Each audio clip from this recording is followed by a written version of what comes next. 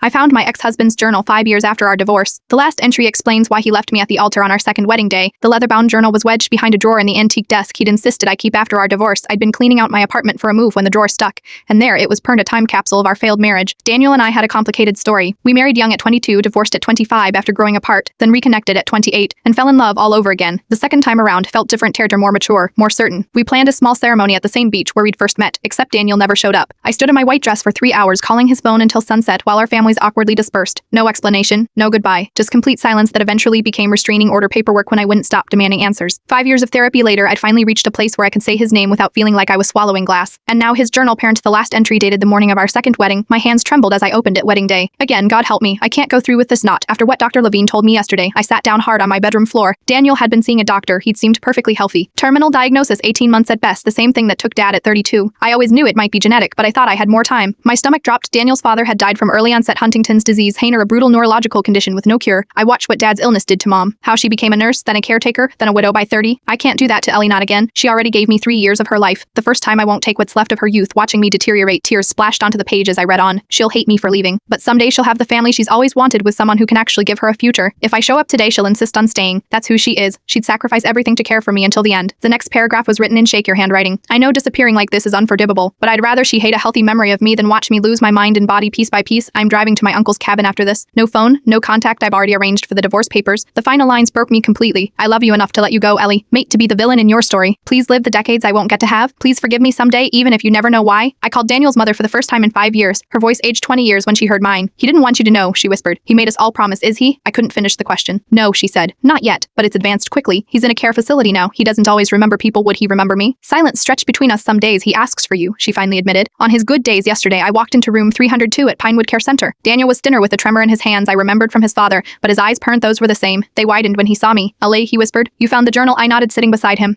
I am still mad at you, I said, taking his trembling hand. You should have let me choose. I couldn't bear for you to see me like this, and I couldn't bear 5 years without knowing why you left. We sat in silence, his fingers occasionally twitching against mine. I am getting married next spring, I finally told him. To someone who knows your whole story now, who understands why I need to be here sometimes. A tear slid down his cheek. You found your future? Yes, I said, but I am not abandoning my past. I visit Daniel twice a month now. Sometimes he remembers me, sometimes he doesn't. My fiancé Steno waits in the car, giving us space. Some love stories don't end at I do. Some don't end at divorce. Some just transform into something different, Quark, something that looks less like romance and more like forgiveness.